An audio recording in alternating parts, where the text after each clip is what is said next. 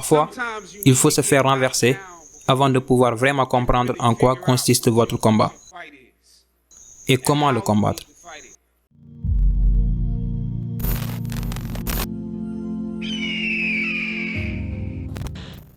Je me souviens avoir traversé cette cour lors de ce qui semblait être un jour aléatoire, la tête baissée, perdu dans mon propre monde de problèmes, comme beaucoup d'entre vous le font quotidiennement. Je suis presque au centre de la cour, j'ai levé la tête et Mohamed Ali marchait vers moi. Le temps semblait ralentir, alors que ses yeux se fixèrent sur les miens et grandement ouverts. Il leva le poing vers une garde par excellence. J'étais prêt à jouer avec lui, à agir comme si j'étais un digne adversaire. Quel honneur d'être défié par le GOAT, le plus grand de tous les temps pendant un bref instant. Son visage était aussi sérieux que si j'étais Frazier dans son combat Trilla de Manille. Ses mouvements étaient des éclairs d'un passé plus grand que je ne peux l'imaginer. Sa sécurité laissa la blague jouer pendant une seconde avant de le faire partir. Et je m'éloignai, flottant comme un papillon. Je suis parti amusé de lui, amusé de moi-même, amusé de la vie pour ce moment que presque personne ne croirait jamais. Je suis parti léger et prêt à conquérir le monde. C'est la magie de cet endroit. Presque tout peut y arriver. Université d'Howard. En venant ici, j'ai entendu à la radio quelqu'un l'appeler Université du Wakanda. Mais elle a plusieurs noms, vous savez, comme par exemple le sommet de la colline. Il vous suffit d'une heure, d'un tour du campus physique pour comprendre pourquoi nous l'appelons la colline. Chaque jour ici est un jour d'effort. C'est pourquoi certains d'entre vous ont des voitures. Pendant mes années de junior et de senior, je vivais dans une maison hors du campus, à Bryant Street. Pour ceux d'entre vous qui ne savent pas ce que cela signifie, c'est au bas de la colline que la pente devient réelle. Presque tous les jours, je marchais sur toute la longueur de la colline jusqu'au Boar, où se trouvaient la plupart de mes cours, emportant tous mes livres. Parce qu'une fois que vous avez marché aussi loin à pied, vous ne rentrez pas à la maison avant qu'il ne soit temps de rentrer pour de bon. Tout au long des temps anciens, les institutions d'enseignement ont été construites au sommet des collines pour faire comprendre qu'il faut lutter pour atteindre des degrés d'illumination. Chacun d'entre vous avait ses propres difficultés avec la colline. Pour certains d'entre vous, le défi était universitaire. Et je voudrais dire quelque chose à ce sujet. Vous savez, parfois, vos notes ne donnent pas une réelle indication de ce que pourrait être votre grandeur. Pour d'autres, c'était financier. Vous et votre famille avez eu du mal à vous procurer suffisamment d'argent pour régler vos besoins. Vous avez dû faire un travail supplémentaire, ou deux, mais vous êtes là. Pour beaucoup d'entre vous, votre lutte la plus dure a été sociale. Certains d'entre vous ne sont jamais arrivés à s'adapter. Vous n'avez jamais été aussi cool et aussi populaire que vous le vouliez. Et cela vous dérange. Donc, vos luttes sociales ici deviennent psychologiques. Même si vous êtes arrivé jusqu'à la colline, vous avez dû porter le fardeau de la réjection avec vous. Mais vous êtes là. Certains d'entre vous ont vécu quelque chose de traumatisant. Vous avez atteint le sommet de la colline, mais pas sans cicatrices et blessures. Certains d'entre vous s'intègrent largement. Vous avez attendu la dernière minute pour faire de votre mieux et c'est étonnant que vous ayez réussi à gravir la colline après tout, parce que vous portez le fardeau d'une trop grande acceptation. La plupart d'entre vous qui sont diplômés de cette université ont lutté contre un ou plusieurs des obstacles que j'ai mentionnés pour atteindre ce sommet. En terminant une longue montée, on éprouve d'abord des étourdissements, une désorientation et un essoufflement dû à la haute altitude. Mais une fois que vous vous êtes habitué à la montée, votre esprit s'ouvre à la tranquillité du triomphe. Beaucoup d'entre vous ont besoin de réalisation, parce qu'en ce moment, vous avez de grandes décisions à prendre. En ce moment, je vous invite à investir dans votre souffle, dans vos yeux, dans votre conscience, à investir dans l'importance de ce moment et à le chérir. Je sais que certains d'entre vous ont peut-être fait la fête hier soir. Vous devriez célébrer, mais ce moment fait aussi partie de cette célébration. Alors, savourez le goût de votre triomphe aujourd'hui. Ne vous contentez pas d'avaler l'instant présent sans digérer ce qui s'est réellement passé ici. Regardez ce que vous avez conquis et appréciez ce que Dieu vous a apporté. J'étais sur une lancée lorsque je suis entré dans le système du divertissement, du théâtre, de la télévision et du cinéma. Lors de ma première audition à New York pour une pièce professionnelle, j'ai décroché le rôle principal. C'est à travers cela que j'ai obtenu mon premier agent. De cet agent, j'ai obtenu une audition à l'écran. C'était un feuilleton.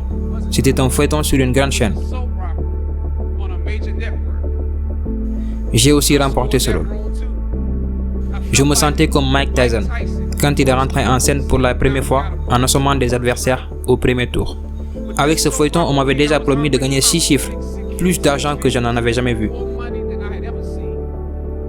Je me sentais. Mais une fois que j'ai eu le premier script, avec les feuilletons, vous savez, on obtient très souvent le script de la veille et on tourne ensuite tout l'épisode en une journée, avec peu ou pas de temps pour se préparer. Une fois que j'ai vu le rôle que je jouais, je me suis retrouvé en conflit avec moi-même. Le rôle n'était pas nécessairement stéréotypé. Un jeune homme dans ses années de formation avec une tendance à la violence a été attiré par l'attrait de l'implication dans un gang. C'est la vraie histoire de quelqu'un. Ne jugez jamais les personnages que vous jouez. C'est ce qu'on nous a toujours appris. C'est la première règle du métier d'acteur. Tout rôle joué honnêtement peut être stimulant. Mais j'étais en conflit parce que ce rôle semblait être enveloppé d'hypothèses sur nous en tant que noirs. L'écriture n'a pas cherché de spécificité. De plus, il y avait à peine un aperçu de positivité ou de talent dans le personnage. À peine un aperçu d'espoir. Il faudrait que je fasse quelque chose à partir de rien. J'étais en conflit. Howard m'avait transmis une certaine fierté et à mon goût, ce rôle n'était pas à la hauteur de ses exigences. J'ai eu la chance, après avoir achevé les 2 premiers épisodes, les dirigeants de la série m'appellent dans leur bureau et me disent à quel point ils étaient heureux de ma performance. Ils voulaient que je sois là pendant longtemps. Ils m'ont dit que si j'avais besoin de quoi que ce soit, je n'avais qu'à leur faire savoir. C'était mon ouverture. Alors j'ai décidé de leur poser quelques questions simples sur le contexte de mon personnage. Des questions qui me semblaient pertinentes pour l'intrigue. Première question. Où est mon père? L'exécutif a répondu. Eh bien, il est parti quand vous étiez plus jeune. Bien sûr. Bien sûr. D'accord. Question numéro 2. Dans ce scénario, il est fait allusion au fait que ma mère n'est pas équipée pour agir comme un bon parent. Alors pourquoi exactement mon petit frère et moi avons dû aller en famille d'accueil? Dans ton autre, il a dit, eh bien, elle prend de l'héroïne. Cela pourrait être réel, je suppose, mais je ne voulais pas croire que c'était le cas. Si nous nous mettons à supposer que les personnages noirs de la série sont des criminels, des drogués et des parents indignes, alors ce serait probablement stéréotypé, n'est-ce pas? Ce mot stéréotypé a persisté. Un des cadres a sorti mon CV et a commencé à l'étudier. L'autre a souri et a essayé de respecter ce qu'il m'avait promis quelques instants plus tôt, que si j'avais besoin de quoi que ce soit, je n'avais qu'à leur faire savoir. Elle m'a dit, comme tu peux le constater, les choses vont très vite ici. Mais nous serons ravis de vous mettre en contact avec les rédacteurs si vous avez des suggestions. Ouais, j'ai dit, ça serait super, parce que j'essaie juste de faire mes devoirs sur ce sujet. Je ne sais pas si vous avez décidé de tous les faits, mais il y a peut-être quelque chose que nous pourrions trouver, un talent ou un don que nous pourrions développer. Peut-être qu'il est vraiment bon en maths ou quelque chose comme ça. Il doit être actif. Je fais de mon mieux pour ne pas jouer ces personnages comme une victime. Alors, vous êtes allé à l'université d'Howard, hein? Disait l'exécutif qui tenait mon CV, jetant un coup d'œil sur les pages. J'ai répondu oui, fièrement. Il a glissé mon CV dans son bureau et a dit « Merci pour vos préoccupations. Nous allons vous regarder. » J'ai quitté le bureau. J'ai tourné l'épisode que j'étais venu tourner ce jour-là. C'est probablement le meilleur que j'ai fait sur les 3 parce que j'en ai eu un qui m'a tracassé. Le lendemain, j'ai été licencié de ce travail. J'ai reçu un appel de mon agent. Ils ont décidé de prendre une autre voie. Les questions que j'ai posées ont mis les producteurs sur leur garde et ont peut-être ouvert la voie à une représentation moins stéréotypée pour l'acteur noir qui a pris le rôle après moi. Comme le dit l'Écriture dans la Bible, j'ai planté la graine et Apollo l'a arrosée. Mais Dieu l'a fait pousser. Dieu l'a fait grandir. Et pourtant, quand vous investissez dans une graine, la regarder pousser sans vous est une pilule amère à avaler. Une pilule amère. Tous ceux qui ont déjà été licenciés savent de quoi je parle. Même si vous ne voulez vraiment pas ce travail, quand ils vous laissent partir, c'est comme toute rupture en fait. Vous faites comme si vous vous en fichez et vous vous dites « Je n'avais pas besoin de ce fichu travail de toute façon, je n'en avais pas besoin ». Mais quand vous vivez ces moments seuls, vous commencez à vous demander s'il n'y avait pas une meilleure façon de gérer cela. Si vous aviez pu mieux gérer la situation, vous auriez peut-être pu aider votre famille. Et puis, avant que vous ne vous en rendiez compte, vous êtes fauché. Vous vous retrouvez à rassembler de la monnaie pour pouvoir prendre le métro, afin de pouvoir trouver un autre emploi. Peut-être que si vous pouvez réserver autre chose, cela éclipserait le sentiment de doute qui s'installe. Mais il semble que vous ne puissiez pas les payer pour vous engager de nouveau. Mon agent m'avait dit qu'il me faudra peut-être un certain temps avant de retrouver un poste d'acteur. C'était bien, car je n'ai jamais voulu jouer au départ. Et je ne voulais surtout pas me faire prendre en train de poursuivre une fausse chimère hollywoodienne. Je suis plutôt un écrivain, un réalisateur de toute façon, alors oubliez leurs histoires. Je peux raconter mes propres histoires. Aussi conflictuel que j'étais avant de perdre mon emploi, aussi catégorique que j'étais sur la nécessité de dire la vérité au pouvoir, je me suis retrouvé encore plus en conflit après tout. Parfois, il faut se faire renverser avant de pouvoir vraiment comprendre en quoi consiste votre combat et comment le combattre. À un moment donné, mon esprit est revenu à mes expériences passées ici, aux professeurs qui m'ont défié et qui ont lutté contre moi. Finalement, j'ai pensé à Mohamed Ali, au milieu de la cour. Dans ses vieux jours, tirant de ses victoires et de ses défaites. À ce moment, j'ai réalisé quelque chose de nouveau sur la grandeur d'Ali et la façon dont il portait sa couronne. Je me suis rendu compte qu'il me transférait quelque chose ce jour-là. Il transférait l'esprit du combattant en moi. Parfois, vous avez besoin de ressentir la douleur et la piqûre de la défaite pour activer la véritable passion et le but que Dieu a prédestiné en vous. Dieu dit dans Jérémie, « Je connais les plans que j'ai pour vous. Des plans pour vous faire prospérer et non pour vous nuire. Des plans pour vous donner de l'espoir et un avenir. » Écoutez-moi bien en ce jour où vous avez atteint le sommet de la colline et que vous décidez des prochains emplois, des prochaines étapes, des carrières, de la formation continue.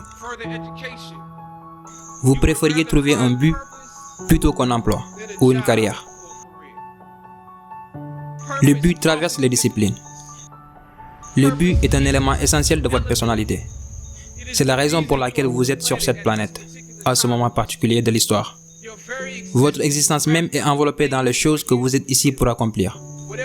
Quel que soit votre choix de carrière, n'oubliez pas que les combats que vous menez en cours de route ne visent qu'à vous façonner pour votre objectif.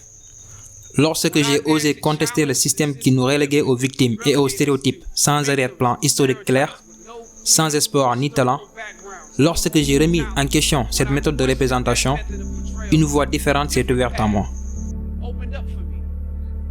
La voie de mon destin.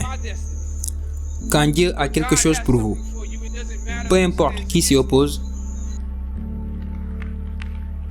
Dieu écartera de la porte la personne qui vous retient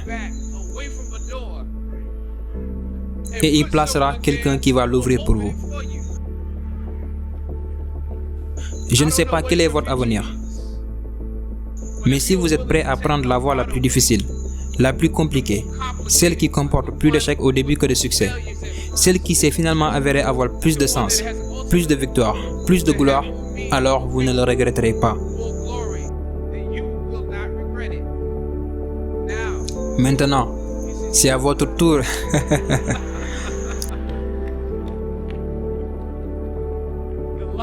La lumière de nouvelles réalisations brille sur vous aujourd'hui. L'héritage d'Howard ne se résume pas à l'argent que vous gagnerez, mais aux défis que vous choisirez de relever.